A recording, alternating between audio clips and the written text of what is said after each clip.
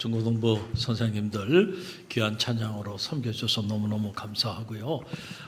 지난 금요일, 토요일 가평에서 또 우리 선생님들이 수고 많이 하시고 우리 또 목사님 수고하셔서 우리 청소년들 함께 아주 은혜로운 그런 청소년 겨울 수련회를 잘 다녀왔습니다. 너무너무 수고하셨고 감사합니다. 우리 박수로 좀 격려해 주시면 고맙겠고요. 감사합니다. 오늘은 매일의 힘이라는 주제를 가지고 잠시 말씀을 나누기 원하는데 우리 옆에 있는 성도들 바라보면서 인사하며 또 말씀 나누기를 원하는데요. 당신은 소중한 사람입니다. 우리 옆 사람 바라보며 축복합니다. 당신은 소중한 사람입니다. 할렐루야. 얼만큼 소중하냐? 여러분 정말 하늘만큼 땅만큼 소중한 분들이에요. 우리 멀리 저 아프리카에 사는 사람이 소중한 게 아니고 가장 가까이 있는 사람, 그 사람이 여러분 인생에 최고로 소중한 사람이에요. 가까이 있는 사람에게 잘해야 돼. 할렐루야. 그 사람이 행복해야 여러분의 인생도 행복해지는 겁니다. 여러분 절대로 그 사실을 잊지 마시기를 바라고요. 오늘 매일의 힘에 대한 말씀을 나누길 원하는데 방송인 이경규 씨를 우리가 잘 알고 있죠. 우연찮게 방송에서 그가 하는 말을 제가 들을 수 있는 기회가 있었는데 이런 얘기를 하더군요. 자기 건강에 대한 얘기를 하는 거예요. 보통 이제 혈당 수치가 5.6 이하여야 이게 정상인데 그런데 자신이 혈당 수치 6.8일 때 그때가 자기 인생에서 제일 재밌었대요. 그러면서 하는 말이 저녁에는 마음대로 먹으면서 행복한 시간을 보냈다는 겁니다. 그러면서 그가 하는 말이 그런 걸 다 끊으면 혈당 수치가 내려간대요. 그런데 인생은 재미가 없더라는 겁니다. 그런 얘기를 하면서 삶의 질이 좋아졌는데 삶의 낯은 사라진 것 같았다. 이런 얘기를 우스갯소리로 하는 모습을 제가 볼 수가 있었어요. 여러분 우리의 삶의 질도 높고 또 우리가 하고 싶은 거 먹고 싶은 거 마음껏 먹고 즐기고 싶은 거 마음껏 즐기고 그걸 다 할 수 있으면 참 좋겠죠. 그런데 인생은 그렇지 않아요. 하나를 얻으면 또 하나를 잃는 거예요. 그래서 은희 하는 말이 정말로 하고 싶은 일, 그 일 한 가지를 정말 하기 위해서는 하기 싫은 99가지를 해야만 한다는 거예요. 그런 말을 우리가 흔히들 하는 거 아닙니까? 여러분 영적으로도 마찬가지예요. 우리의 영혼의 건강을 위해서는 하기 싫은 어떻게 보면은 지루하고 어떻게 보면 너무 반복적인 그런 매일의 자기 절제와 그리고 자기 영적인 이런 훈련들을 해야만 해. 그래야 위기의 순간이 오고 또 여러 가지 인생의 어려움을 우리가 봉착하게 되었을 때 그걸 뚫고 나갈 수 있는 영적인 힘을 발휘하게 된다라고 하는 그런 얘기예요. 여러분 오늘 본문은 예수님의 인생에 있어서 가장 큰 위기의 순간에 일어난 일이죠. 십자가를 지셔야 되는 그 고난의 그 위기의 순간에 주님께서 겟세마네 동산에 제자들과 함께 오르셨던 이야기, 바로 오늘 본문의 말씀인데요. 자, 그런데 누가복음은 이렇게 시작을 합니다. 새 번역으로 저와 여러분이 함께 읽기를 원하는데 함께 읽어봅니다. 예수께서 나가셔서 늘 하시던 대로 올리브 산으로 가시니 제자들도 따라갔다. 어떻게 하시던 대로? 늘 하시던 대로. 개역개정에 보게 되면 이렇게 번역했어요. 예수께서 나가서 습관을 따라 감람산에 가시니 그랬어요. 늘 하시던 대로 또 습관을 따라.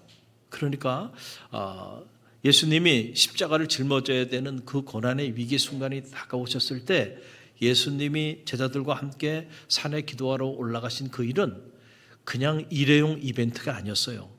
그냥 위기가 닥쳤으니까 이머전시로 긴급하게 일회용으로 우리가 특별 기도하자 그렇게 해서 올라간 게 아니에요. 늘 하시던 대로 늘 주님은 산에 올라서 기도하는 습관이 있었다는 거예요. 늘 하시던 습관대로 그의 인생에 어떻게 보면 최고의 위기가 봉착한 그 순간에도 늘 하시던 대로 제자들과 함께 산에 올라 기도하셨다. 이것은 주님의 늘 일상 속에서 주님께서 행하셨던 습관을 따른 기도였음을 알 수 있어요.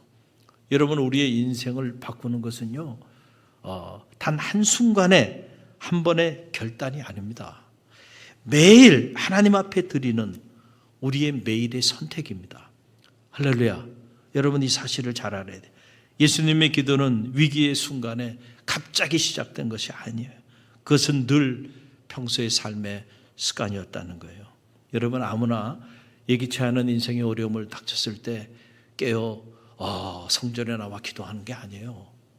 평소에 늘 그렇게 깨어 기도하던 그 사람이 위기의 순간에도 그렇게 할 수 있는 거예요. 여러분, 이 사실을 꼭 기억하시길 바랍니다. 위기의 때 빛나는 믿음의 힘은 평소 축적해온 기도의 산물이라는 거예요. 여러분, 이 사실을 기억하세요. 미국 출신이죠. 수영선수 마이클 펠프스를 우리는 잘 알고 있어요. 무려 금메달을 23개나 거머쥔 올림픽 역사를 새로 쓴 인물입니다. 이 마이클 펠프스는 그가 한참 선수 생활을 했던 그 전성기 시절에 그는 단 하루도 쉬지 않았다는 거예요. 그래서 크리스마스 때, 생일, 명절에도 그는 항상 수영장에 있었다는 겁니다. 그래서 그의 코치 밥 모우먼은 이렇게 말을 했는데, 내용을 읽어드리면 이런 내용이에요. 펠프스는 컨디션이 좋을 때만 수영하지 않았습니다. 기분이 나쁠 때, 몸이 무거울 때도 똑같이 물에 들어갔습니다. 자, 이 펠프스는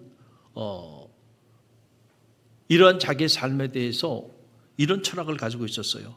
보통 날의 훈련이 비범한 날의 결과를 만듭니다.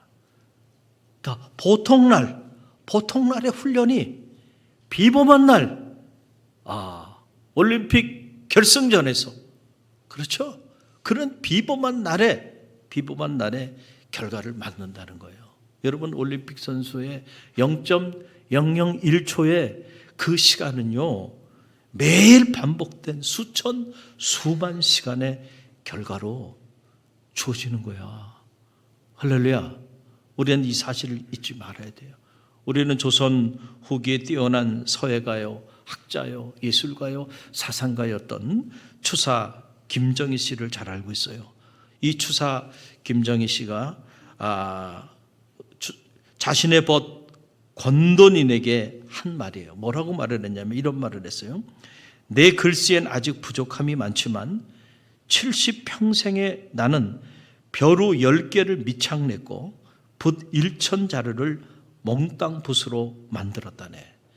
여러분, 그의 수자체는 지금 누구도 흉내도 낼 수 없는 이런 명필인데, 그런데 그가 이런 추사체를 쓰기까지는 이게 그냥 저절로 어느 날 이렇게 타고난 재능으로 나온 것이 아니고 벼루 10개를 구멍 냈다는 거예요. 여러분, 얼마나 그 벼루로 목을 갈았으면 벼루가 구멍이 나겠습니까?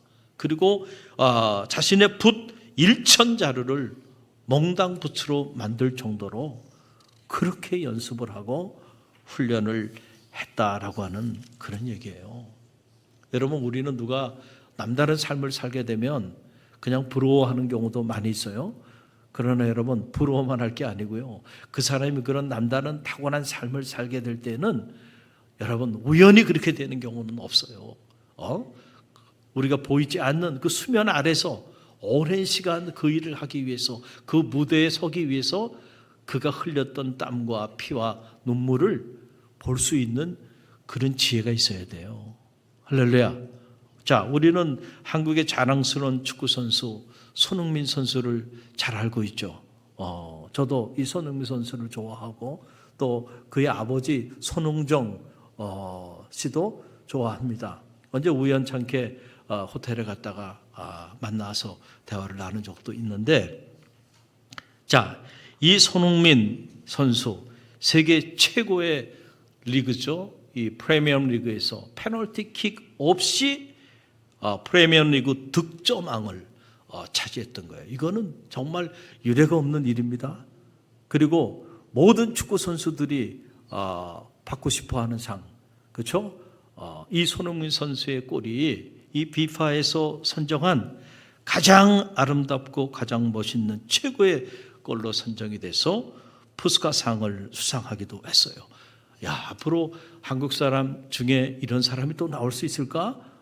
여러분, 쉽지 않은 일이죠. 그 외에도 그의 업적은 이루다 말할 수가 없어요. 그런데 어떻게 이게 가능했을까? 그의 아버지 손웅정 감독에게서 그가 어린 시절부터 하루도 빼놓지 않고 혹독할 정도의 기본기 훈련을 받은 거예요. 그래서 우리가 흔히 어릴 때 그냥 축구 뭐 이렇게 하고 하면은 그냥 축구 게임부터 하면서 놀이를 하잖아요. 그런데 보니까 이 손흥정 감독님은 아들을 자기와 비슷한 그냥 평범한 축구 선수를 만들기를 원치 않았어요. 그래서 그에게 공을 주고 그리고 게임을 하기 전에 어린 시절 수년 동안 얼마나 게임을 하고 싶었겠어요. 그런데 절대 게임을 하지 못하게 하고 매일같이 기본기 훈련만 시킨 거예요. 기본기 훈련만. 그러면서 이 손흥정 감독이 하는 말은 뭐냐면 기본이 무너지면 재능은 독이 된다는 거예요. 뭐가 무너지면?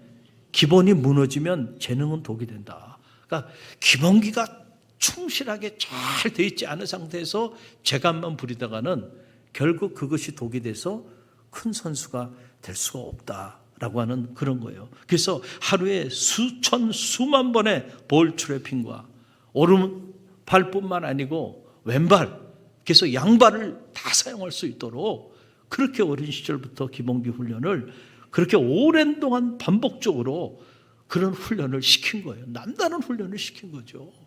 그래서 지금 손흥민 선수는 오른발도 잘하지만은 왼발 킥도 대단합니다. 그런데 그것이 자기 그 몸에 배어가지고요. 지금 그가 이 대단한 선수가 됐음에도 불구하고 토트넘 시절에도 보면 항상 그 훈련하기 전에 와 있고 훈련 끝나고 마지막까지 따로 남아가지고 또 개인적으로 훈련을 하고 그러고 돌아간다는 거예요.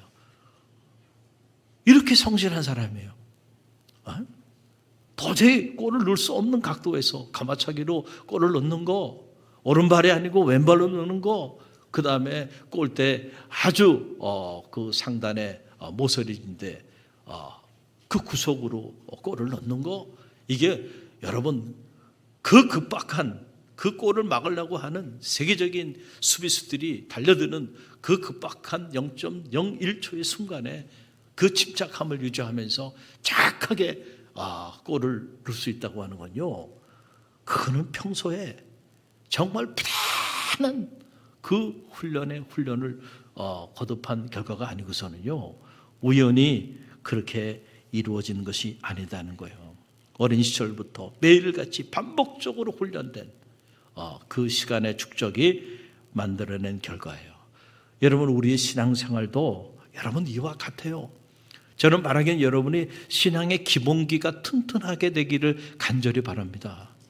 할렐루야. 우리는 신앙생활 하면서 정말 내가 어떤 영성을 가져야 하는지, 내가 나의 그 스피리추얼러리, 나의 영성의 깊이와 나의 영성의 힘이, 나의 영성의 기본기가 어느 정도 되는지, 또 어느 정도 되기까지 내가 노력해야 하는지, 이런 거에 대해서 사실 생각조차도 하지 않고 그냥 신앙생활하는 이들이 우리 주변에는 너무나 많아요.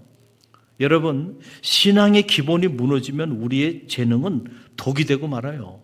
신앙의 기본기가 없는 사람이 헌신을 하고, 신앙의 기본기가 없는 사람이 교회에서 직분을 맡고, 신앙의 기본기가 없는 사람이 이런저런 하나님의 일을 하다 보면 그게 독이 돼서 나도 무너지고 공동체도 무너지고 하나님도 영화롭게 하지 못하는 일들이 허다하게 일어나게 된다는 거예요. 그래서 갈릴리 교회는 철저하게 신앙훈련을 시키는 거예요. 할렐루야.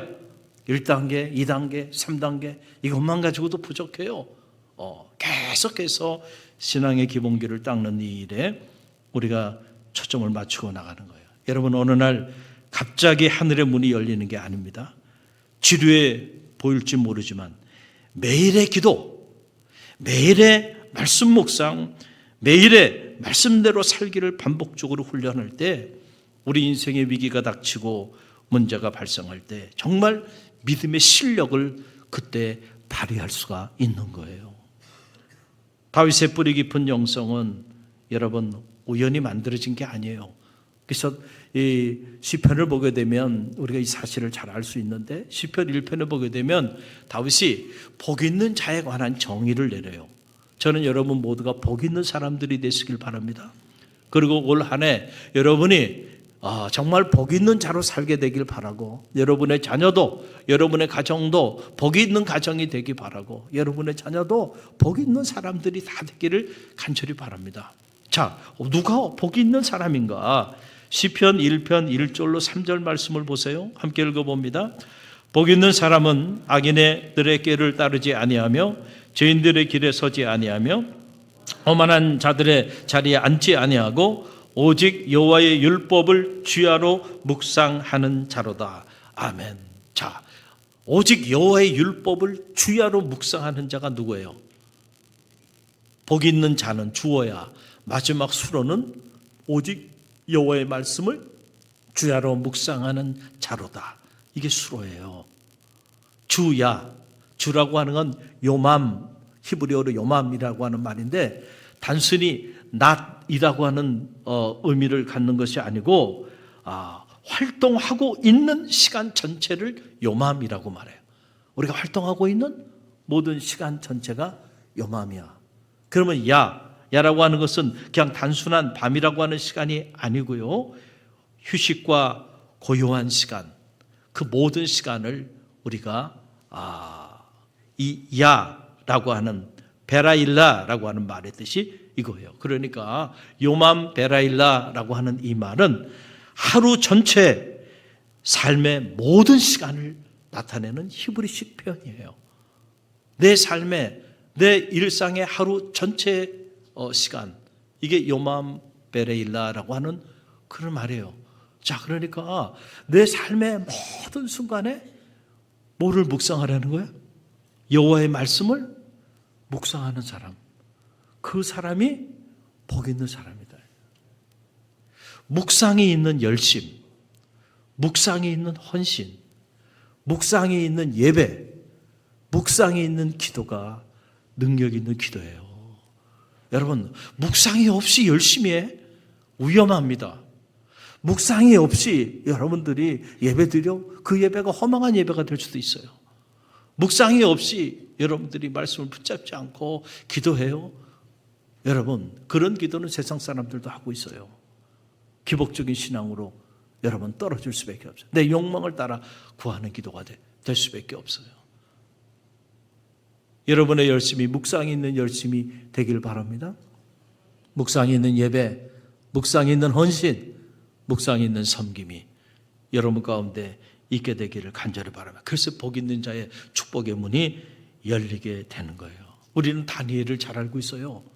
여러분, 다니엘이 사자굴 속에 던져지는 위기 가운데 처해지게 되어오는 날, 그런데 그 위기를 극복하는 모습을 보면 그냥 우연히 어떻게 하다 보니까 다니엘이 그 위기를 극복해 나갔구나, 이렇게 생각할 수 있지만은 그렇지 않아요. 그 위기의 순간에 그의 그 빛나는 믿음의 힘이 어디로부터 나왔을까? 매일의 그의 기도의 습관으로부터 나왔다는 거예요. 여러분, 그 내용이 다니엘서 6장 10절에 보면 나와요. 우리 함께 읽어봅니다. 다니엘이 이 조서에 왕의 도장이 찍힌 것을 알고도 자기 집에 돌아가서는 윗방에 올라가 예루살렘으로 향한 창문을 열고 전에 하던 대로 하루 3번씩 무릎을 꿇고 기도하며 그의 하나님께 감사하였더라. 아멘. 전에 하던 대로 하루에 3번씩, 그렇죠? 하나님 앞에 무릎을 꿇고 감사하며 기도하였더라. 여러분, 저는 이게 기적이라고 생각합니다. 어떻게 보면 우리가 아무리 일이 일어나지 않을 때 우리가 이렇게 살아갈 수 있어요. 그러나 정말 예기치 않은 위기가 봉착했을 때도 여러분, 전에 하던 대로 이렇게 흔들리지 않고 의연하게 하나님 앞에 나가 그것도 원망의 기도도 아니고 감사의 기도를 올릴 수 있다고 하는 거, 이게 기적이에요. 할렐루야. 아무나 할 수 있는 게 아닙니다. 여러분, 우리는 예기치 않은 위기에 봉착하게 되면요, 너무 쉽게 낙심하고 너무 쉽게 좌절하죠. 그리고 why me? 자기 신세를 한탄하면서 하나님 앞에 불평하고 원망을 토로하잖아요. 아마 다니엘이 충분히 그럴 수 있는 상황이에요. 이 다리오 왕 시대에 그가 총리의 자리까지 어렵게 올랐는데 한순간에 관직에서 내려오는 것은 고사하고 사자굴 속에 던져지는 위기 가운데 봉착하게 된 거예요. 이거는 뭐 요즘 뭐 우리 청문회 하고 있지만은 보면 끔찍한 일들이 많이 일어나고 있죠. 그런 사람들하고는 비교가 안 돼요. 아무리 허물을 찾고 또 찾으려고 해도요, 흠을 발견하기 어려웠던 인물이 누구예요? 다니엘입니다. 다니엘이야. 그런 다니엘을 모함을 해가지고, 그래서 그런 다니엘을 어떻게 해요? 사자굴 속에 던져져 죽게 만드는 이런 억울한 일, 이런 끔찍한 위기가 지금 다니엘에게 닥친 거예요. 다니엘 입장에서 보면 억울해요, 억울하지 않아요? 요즘 보면 온갖 못된 짓을 다 하고도요, 그렇게 어떻게 저렇게 두꺼운 얼굴로 나와서, 야, 참.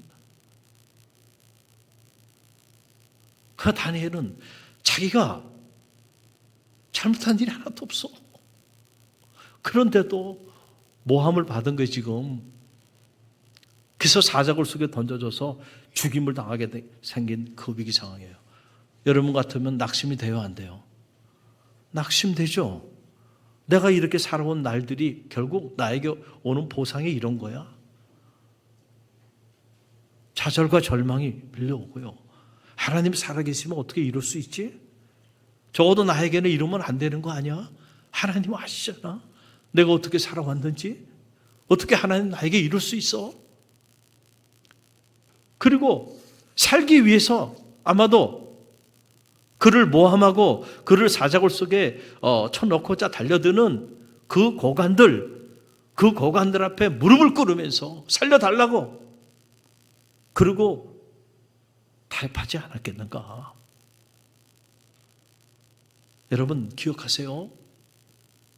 우리가 매일같이 일상 속에서 하나님 앞에 무릎 꿇지 않으면 언젠간 세상 앞에 비참하게 무릎 꿇는 날이 온다는 거예요.